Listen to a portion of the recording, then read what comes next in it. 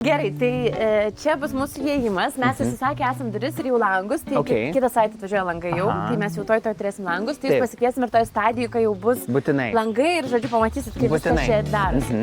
Tai va, tai čia bus mūsų įėjimas.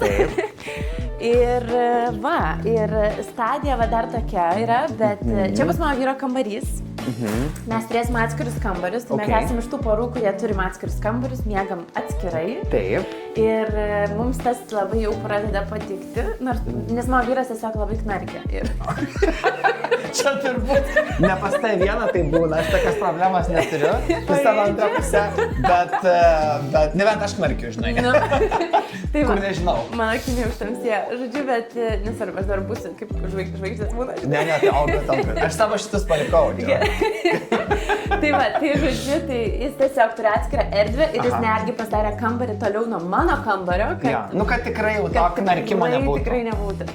Tai va, tai čia yra jo kambarys, jis norėjo jo dar mažesnio, kas man buvo keista, jis norėjo gyventi taip kaip vienuolį, žinai, kur lova yra ir daugiau nieko. Ir spintutė truputį. Tai čia padidinta versija yra kambario. Bet čia labai nedidelė erdvė. Labai nedidelė erdvė, jo, labai nedidelė erdvė. Čia 1,8 m, 2 m lova, kaip aš mėgsti, netilptų. Taip, ne. Jisai nori mažytės lovytės, mažytės spintutės ir dėl to, kad jis turi tenai savo tą garažiuką. Ir garažiukė sakė, jis dirbs, jis ten turi kompiuterį, visą stalą ir sakė, namuose pas mane bus tokia erdvė, kur aš ilsiuosi, nieko nedirbu. Tai iš tikrųjų, kiek žmogui tai reikia? Faktas.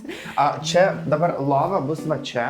Lova, palauk, ne, lova, man atrodo, bus... Nes taip labai įdomi, kad va čia langas standartiškai būna... Ne, man atrodo, žinok, lova yra šičia, kad jisai matytų ir šitą langą, ir šitą langą. Man atrodo, jo mintis buvo, nes jis pats ir tos langus, žodžiu, čia išsipjovė ir viską pasidarė.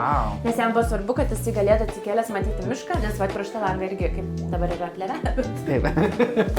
Bet šiaip kitą kartą, kai atvažiuosit, matysit vaizdą, ką jisai mato. Čia, žodžiu, tos visas eglutės ir visi šitie, tai jis sakė, kad jam va čia yra didžiausias poilsis, kad gali matyti gamtą. Tai man atrodo, kad logiškai buvo čia, jo, nes čia, man atrodo, yra išpjauta rozetės lempai prie lovos. Taip, kažkas tokio, jo. Nu, žodžiu, reikės jau paklausti po to. Tai va, tai čia jo kambarys, jo erdvė ir jo poilsis. Nice.